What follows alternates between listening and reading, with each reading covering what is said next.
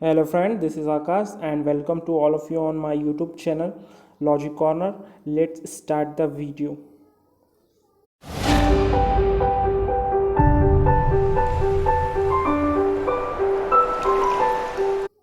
Hello friends, हमारा जो आज का पहला क्वेश्चन है वह है in a Otto cycle air is compressed from 3 litre to 2.4 litre from starting pressure of 1.5 kg per centimetre square then net output per cycle is 400 kilo joule. What is the mean effective pressure of the cycle in mega pascal. Okay दोस्तों, unit का आप दोस्तों विशेष ध्यान दीजिएगा कि काय में पूछा और काय में आपको आंसर करना है ना.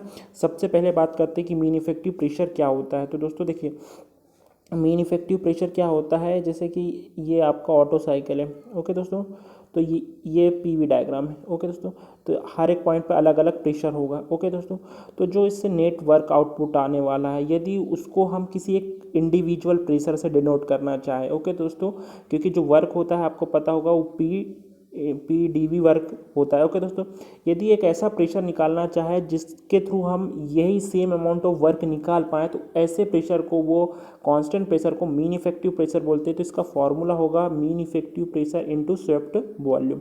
ये होता है वर्क नेट का फॉर्मूला. आई होप ये चीज़ें जो मैंने आपको बताई क्लियर हुई होगी. अब दोस्तों देखिए, हमको क्या क्या दिया है. यदि ये ऑटो साइकिल में फिर से बना देता हूँ आपके लिए. ये है आपके लिए ऑटो साइकिल दोस्तों. ये है आपकी ऑटो साइकिल, ये है आपकी ऑटो साइकिल. ये 1 पॉइंट, ये 2 पॉइंट एंड ये 3 पॉइंट है 4 पॉइंट. तो देखिए 1 पॉइंट पे हमको क्या दिया है, air is compressed from 3 litre. मतलब V1 आपको दिया हुआ है 3, मतलब यहाँ पर 3 दिया, और V2 आपको दिया है 2.4. ओके दोस्तों, लीटर में दिया, ये ध्यान दीजिएगा. ओके दोस्तों, अब हमको वर्क डन दिया है आपको 400. हमारा फॉर्मूला क्या हो जाएगा, 400 इक्वल्स टू पी तो निकालना इंटू स्विफ्ट वॉल्यूम. कितना देखो, Swift volume V1 minus V2 आपका क्या होता है स्विफ्ट वॉल्यूम. तो इस 3 में से 2.4 घटेगा तो कितना आएगा 0.6. तो इसको मैं यहाँ लिख दे रहा हूँ 0.6. ये किस में है, लीटर में. यदि लीटर को मीटर क्यूब में कन्वर्ट करना पड़ेगा तो इंटू 10⁻⁻4 मुझे करना पड़ेगा. ओके दोस्तों, तो जो फाइनली मेरा बचेगा वो क्या है 400. यहाँ पर कर देता हूँ दोस्तों, थोड़ा प्रॉब्लम जा रहा है इसमें स्पेस की वजह से. तो हमारा जो आंसर बचेगा 400 इक्वल्स टू हो जाएगा 0.6 इंटू 10⁻⁻3. ओके दोस्तों, ये हमारा. अब ये कुल में, ये देखिए ये किलो जूल में है. यदि इसको मेगा पास्कल में कन्वर्ट करना पड़ेगा तो ये -3 इस साइड आएगा तो 10⁻3 हो जाएगा ऊपर जाके. ओके दोस्तों, तो ये मेगा पास्कल मेरा कन्वर्ट हो चुका. यदि मैं 400 को डिवाइड बाय 0.6 कर दूँ तो इस 0.6 को कैंसिल कर दो, यहाँ 10 लिख दीजिए. ओके दोस्तों, अब 4000 डिवाइड बाय 6 आप करोगे तो आपका जो आंसर आ जाएगा वो क्या आ जाएगा. देखिए 6 6 36 होता है, 4 बचा, फिर 6 6 36, मतलब आपका 66 आंसर आना चाहिए इनिशियल में. तो कौन से ऑप्शन में ऐसा आ रहा है, तो ऑप्शन नंबर थर्ड. तो ऑप्शन नंबर आपको थर्ड. तो पूरा कैलकुलेशन करने की भी आपको कोई नीड नहीं है इस टाइप के क्वेश्चन में. ओके दोस्तों, क्योंकि इस जो हमारे लिए एसएससी जैसे एग्जाम में आपको 100 क्वेश्चन करने रहते हैं 60 मिनट में. ओके दोस्तों, तो आपके लिए टाइम सेविंग करना बहुत इंपॉर्टेंट है. तो आप ऐसे डायरेक्टली देख लीजिए करिए. ओके दोस्तों, आई होप ये सारी चीज़ें जो डिस्कस करी है आपको क्लियर हुई होगी. और यूनिट का बहुत इंपॉर्टेंट ध्यान दीजिएगा क्योंकि यूनिट बहुत ज़्यादा मिस्टेक करते हैं कई लोग. अगला क्वेश्चन है हमारा, an ideal gas with heat capacity ratio of 2 is used an ideal auto cycle which operate between minimum and maximum temperature of 200 and 1800 Kelvin. What is the compression ratio of cycle for maximum work output. देखिए दोस्तों, सबसे पहले maximum work output दिया है तो हम पहले auto cycle का यदि ग्राफ बना दो तो ये आपको होता है ऑटो साइकिल, ये इसका पीवी डायग्राम. ओके दोस्तों, ये 1, ये 2 एंड ये 3 एंड 4 पॉइंट. अब आपको पता होगा कि मैक्सिमम वर्क आउटपुट की कंडीशन में जो टेम्परेचर होता है, मतलब ये 1 पॉइंट है, ये 2 और ये 3 याद रखिएगा दोस्तों. जो T2 इक्वल टू T4 हो जाता है और वो इक्वल्स होता है अंडर रूट के अंदर T1 इंटू T3. ये आप ध्यान दीजिएगा, इससे बहुत सारे क्वेश्चन पूछे जाते हैं इस इक्वेशन से. ओके दोस्तों, अब हमें कंप्रेशन रेशो पता होना चाहिए. कंप्रेशन रेशो होता है V1 divide by V2. Okay दोस्तों, और T और V का जो T और V का जो रिलेशन होता है वो आपको पता होगा कि V1 डिवाइड बाय V2 की पावर गामा -1 इक्वल्स टू होता है T2 divide by T1. Okay दोस्तों, अब देखिए V1 बाय V2 आपका कंप्रेशन रेशियो है. ये निकालना है for maximum work output condition में। तो हम क्या करेंगे, ये आपका आ गया आपका compression ratio V1 divide by V2। तो यदि ये पावर इस साइड जाएगी तो ये किस में जाएगी, 1 डिवाइड बाई गामा माइनस 1 में जाएगी। ओके दोस्तों, ये चीज़ें आपको क्लियर हुई होगी। अब दोस्तों इसको क्या करना है, यहाँ पर जैसे ही मैं T2 की वैल्यू क्या रखता हूँ दोस्तों, T2 की वैल्यू रखता हूँ T1 अंडर रूट T3 रखता हूँ। तो ये पूरा फार्मूला जो ये वाला कन्वर्ट हो जाएगा, ये काय में कन्वर्ट हो जाएगा, ये फार्मूला कन्वर्ट हो जाएगा दोस्तों आपका, देखिए किस में कन्वर्ट हो जाएगा, T3 डिवाइड बाई T1 की power 1 divide by gamma minus 1 में ये फार्मूला कन्वर्ट हो गया। ये आपका क्या हो गया, कंप्रेशन रेशो। तो आई होप ये जैसे फार्मूला डिराइव हुआ है मैंने आपको बताने की कोशिश करी, आपको क्लियर भी होगा ना। इससे रिलेटेड बहुत सारे क्वेश्चन वो पूछते हैं। अब देखो ये 1800 है, डिवाइड बाई 200 करूँगा तो 9 आएगा, और 9 की पावर 1/2 गामा माइनस 1, गामा की वैल्यू कितनी दोस्तों 2 दी है। ये देखो space capacity heat capacity ratio 2 है तो 2 - 1 1 होगा।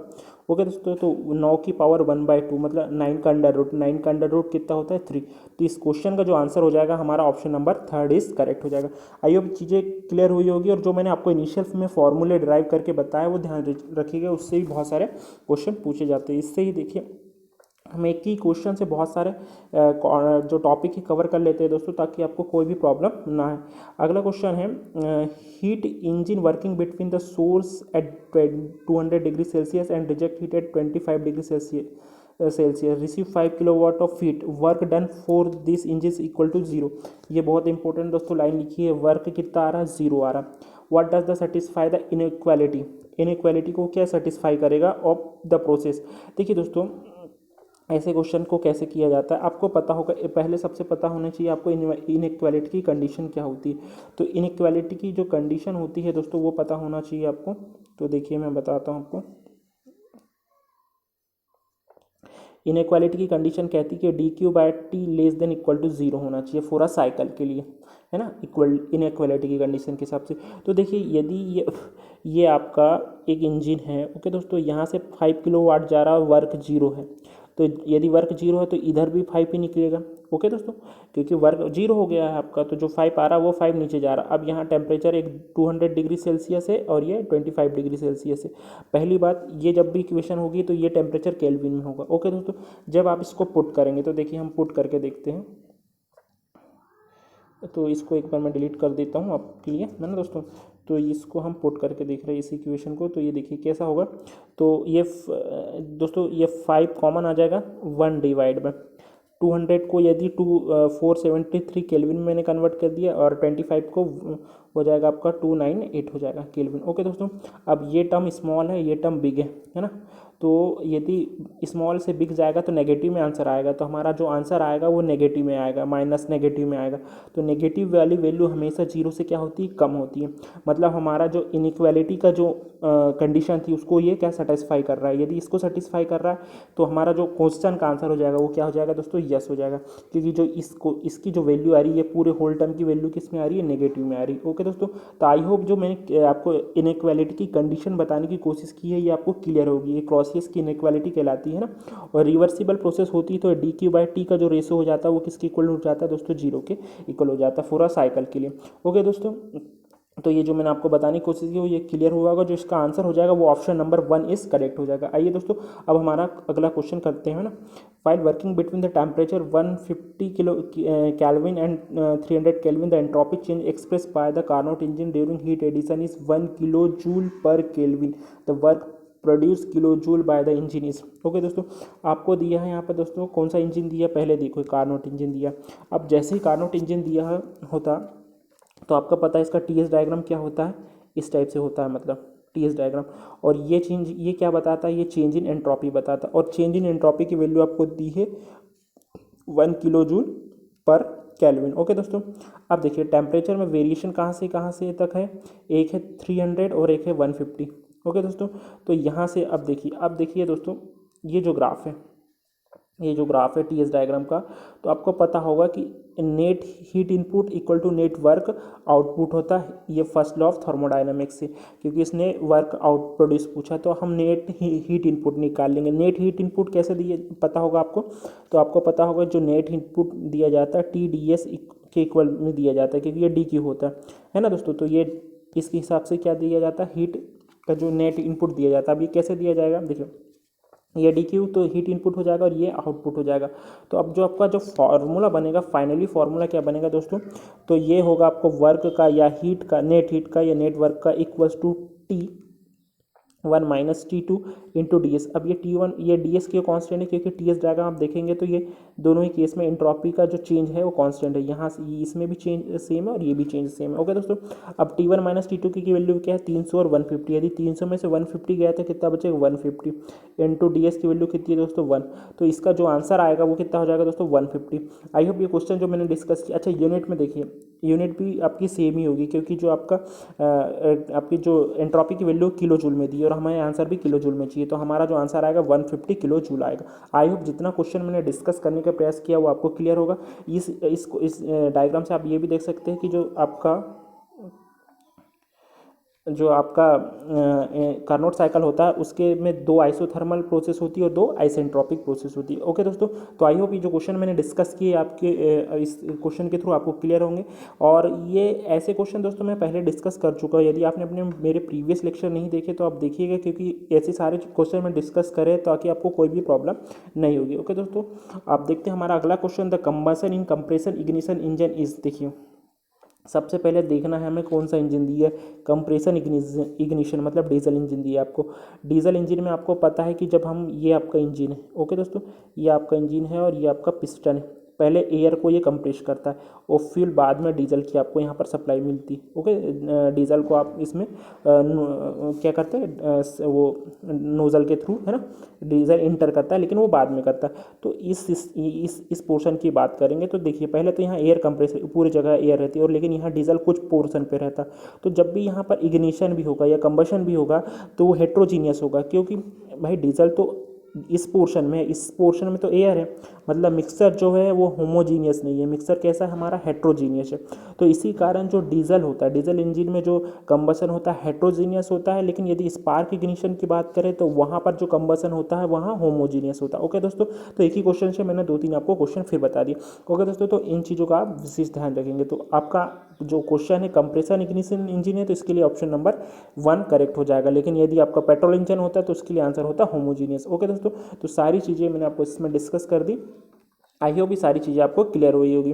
अगला क्वेश्चन है, which gas will produce the highest efficiency and ideal auto cycle for the same compression ratio.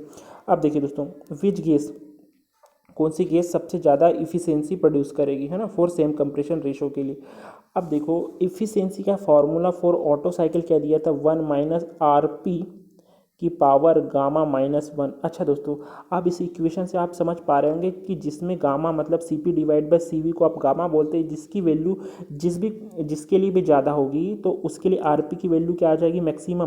तो ये ओवरऑल रेशो क्या हो जाएगा, मिनिमम, और ओवरऑल रेशो मिनिमम हो जाएगा तो 1 माइनस मिनिमम क्या हो जाएगा, मैक्सिमम। ओके दोस्तों, ये चीज़ें आपको क्लियर हुई होगी। तो मैं आपको बताता हूँ गामा किसके लिए, देखो, और जो आपकी मोनो एटॉमिक गैसेस होती है उनके लिए गामा की वैल्यू होती है 1.67। जो आपके डाई एटॉमिक होती है जैसे ऑक्सीजन, उनके लिए गामा की वैल्यू होती है 1.4। और जो ट्राई एटॉमिक होती है जैसे नाइट्रोजन, उसके लिए होती है 1.28।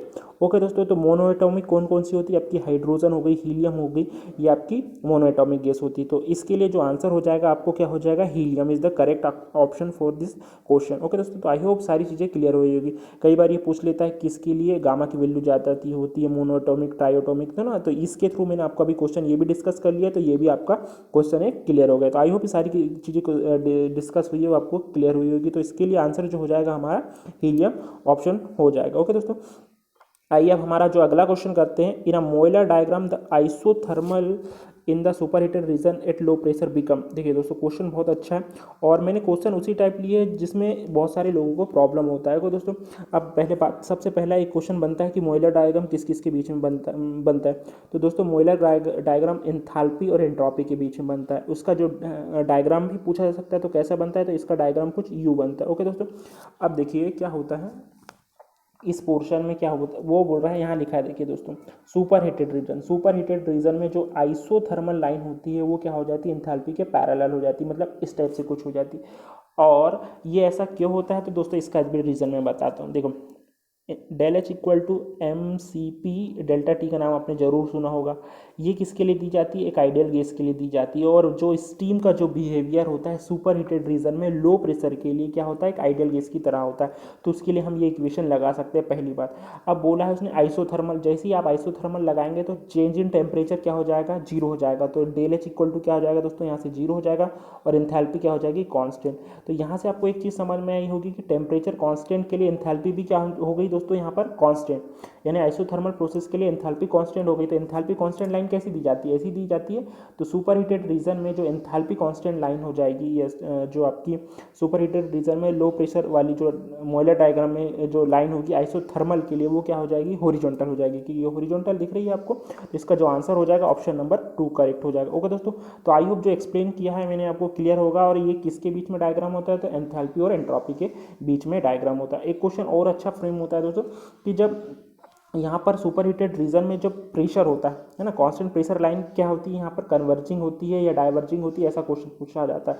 तो यहाँ पर जब ये लाइन होती है कांस्टेंट प्रेशर लाइन, ये क्या होती है? डाइवर्जिंग नेचर की होती है ना दोस्तों। और इनका जो स्लोप होता है वो हम इंक्रीज होते जाता है। जो स्लोप होता है वो क्या होता है? इंक्रीज होता है। आई होप ये चीज़ें भी आपको क्लियर होगी। एक क्वेश्चन ये भी पूछ सकता है। ओके दोस्तों, अब हमारा जो अगला क्वेश्चन है उस पर बढ़ते हैं। If heat rejected from the system is zero then which of the following statement will hold true? यदि हीट रिजेक्टेड सिस्टम से क्या हो रही है दोस्तों? जीरो हो रही है। अब देखिए ये हमारा सिस्टम है, यहाँ से वर्क दे रहा है और इसको हीट हम दे रहे हैं, लेकिन जो हीट रिजेक्ट हो रही है वो यहाँ पर कितनी है दोस्तों? जीरो हो रही है। तो दोस्तों देखिए क्या होता है ना, जब हीट हम ज़ीरो रिजेक्ट होगी तो हमारा फर्स्ट लॉ ऑफ थर्मोडाइनमिक्स से हम क्या पूरा प्रोसेस के लिए, जैसे आपने पढ़ा होगा क्यू इक्वल टू, ये आपको ने पढ़ा होगा summation of Q equal to summation of W पढ़ा होगा। ओके दोस्तों, तो Q supply equal to work हो जाएगा यहाँ से। तो मतलब आपकी इफिशियंसी क्या हो गई यहाँ से? 100%। पहली बात तो एक ही हो गई। क्लोजियस इनइक्वालिटी और केल्विन प्लैंक स्टेटमेंट यही कहते हैं कि केल्विन प्लैंक स्टेटमेंट ये कहता है कि हम जब भी हम वर्क प्रोड्यूस करेंगे तो हमें सिंगल रिजर्वायर के थ्रू हम वर्क प्रोड्यूस करना इम्पॉसिबल है, हमें दो या दो से अधिक रिजर्वायर की रिक्वायरमेंट होगी। ओके दोस्तों, ये होता है आपका प्लैंक स्टेटमेंट लॉ। मतलब वो बताता है कि सिंगल इस रिजर्वायर के थ्रू हम कंटिन्यू वर्क नहीं प्रोड्यूस कर सकते, सिंपल लैंग्वेज में। एक ये होता है। और दूसरा ये होता है कि देखिए दोस्तों, यदि वर्क जीरो होता है तो आप हीट ओनली वन रिजर्वायर के थ्रू यहाँ पर ट्रांसफर हो रही है, जैसा आपको ये डायग्राम में दिख रहा है। तो 3 स्टेटमेंट मैंने आपको इसके बारे में बता दिए। तो देखिए इसमें क्या क्या लिखा है। When the network is equal to heat absorb efficiency 100%, बिल्कुल करेक्ट है ये। Heat is exchange from one heat reservoir only, ये जीरो हो गया, ये वाला जीरो हो गया, तो ये ओनली वन हीट रिजर्वायर यहाँ लग रहा है। ओके दोस्तों, तो ये भी करेक्ट हो गया। It violate Kelvin Planck statement, बिल्कुल यदि ये जीरो होता है, ये तो इम्पॉसिबल है कि ये जो हीट रिजेक्शन जीरो हो जाएगा ना, तो ये इट वायलेट करेगा केल्विन प्लैंक स्टेटमेंट, ये भी करेक्ट है। तो इस क्वेश्चन का जो आंसर हो जाएगा ऑल ऑप्शन आर करेक्ट हो जाएगा। आई होप चीज़ें जो मैंने डिस्कस करी है बहुत ही डीपली किया हूँ, ताकि कोई भी एग्जाम में आपको टेक्निकल एग्जाम में प्रॉब्लम ना हो। तो इसका जो आंसर हो जाएगा ऑप्शन नंबर 4 करेक्ट हो जाएगा। आई होप सारी चीज़ें आपको क्लियर हुई होगी। अब हमारा देखिए अगला क्वेश्चन है कि देखिए Clausius statement and Kelvin Planck statements है ना, ये क्या है? 2 parallel statement of the second law है। ओके दोस्तों, तो इस क्वेश्चन का आंसर तो आपको क्लियर हो गया होगा कि 2 पैरेलल स्टेटमेंट है, लेकिन ये कैसे है ये मैं आपको बताता हूँ। देखिए केल्विन प्लैंक स्टेटमेंट कहता है जैसे कि ये है इंजन आपका और ये वर्क प्रोड्यूस कर रहा है और यहाँ से आपको हीट सप्लाई हो रही है इस सोर्स से। ओके दोस्तों, वो कहता है कि यहाँ पर आप ऐसी कोई भी डिवाइस नहीं बना सकते जो हीट रिजेक्ट ना करे, मतलब इम्पॉसिबल ऐसे डिवाइस बनाना जो वर्क प्रोड्यूस कर दे बिना हीट रिजेक्ट किए। ओके दोस्तों, ये है आपका सिंपल भाषा में केल्विन प्लैंक स्टेटमेंट। क्लॉसियस जो स्टेटमेंट वो कहता है कि यदि आप लो टेम्परेचर रिजर्वायर से हीट ले रहे हैं तो आप उस डिवाइस को आपको वर्क देना पड़ेगा। तो मतलब ऐसी डिवाइस इम्पॉसिबल है जो लो प्रेशर हीट रिजर्वायर से हीट ले रही है बिना वर्क दिए उसे। ओके दोस्तों, उसे वर्क देना ही पड़ेगा। ये है सिंपल भाषा में क्लॉसियस इनइक्वालिटी। ओके दोस्तों, तो दोनों एक ही टाइप है, लेकिन दोनों का कहने का बस तरीका थोड़ा डिफरेंट है। दोनों पैरेलल स्टेटमेंट है, एक तरीके से हम ये कह सकते हैं इस ऑप्शन से या इस डेफिनेशन से, जो केल्विन प्लैंक स्टेटमेंट थी और क्लॉसियस, ये सेकेंड लॉ ऑफ थर्मोडायनेमिक्स के अंदर आते हैं। ओके दोस्तों, आई होप ये सारी चीज़ें जो क्लियरली मैंने डिस्कस की आपको क्लियर हुई होगी और कोई भी प्रॉब्लम नहीं जाएगी। ओके दोस्तों, अगला क्वेश्चन है for the same heat added and the same compression ratio. Okay दोस्तों, बात करते हैं इसके बारे में है ना। Otto cycle is more efficient than diesel cycle. सबसे पहले दोस्तों हम देखते हैं हमारा क्या पीवी डायग्राम देखते हैं, या हम एक काम करते हैं, इसको हम टीएस डायग्राम पे प्लॉट कर लेते हैं। टीएस डायग्राम क्या होगा इसके लिए, एक ये होगा आपका ऑटो साइकिल के लिए और ये होगा आपके लिए डीजल साइकिल के लिए। ओके दोस्तों, ये टीएस। तो ये लाइन दोस्तों ये क्या कहलाएगी, अब मैं आपको बता रहा हूँ। ये जो लाइन होगी ये क्या कहलाती है, क्यू रिजेक्शन वाला कहलाता है। ये area under the curve Q rejection देगा। ओके दोस्तों, तो अब देखिए यहाँ से हम कैसे पता करेंगे कि क्या होगा इसका आंसर। अब देखें इफिशियंसी का फॉर्मूला क्या होता है दोस्तों, 1 minus Q rejection divide by Q supply, और आपका 4 cm हीट रेट, मतलब आपका क्यू सप्लाई क्या होगी यहाँ दोस्तों, कांस्टेंट। अब इस डायग्राम में देखो क्यू रिजेक्शन किसका कम है और किसका जाता है, तो आपको देखने को मिलेगा जो पहली साइकिल हमने ये वाली बनाई थी, ये वाली, ये किसके लिए थी, ऑटो साइकिल के लिए। और ऑटो साइकिल के लिए यदि क्यू रिजेक्शन की वैल्यू कम हो तो ये डिफरेंस की वैल्यू क्या हो जाएगी, ज़्यादा, मतलब efficiency of auto cycle is more greater than हो जाएगी इफिशियंसी ऑफ डीजल साइकिल।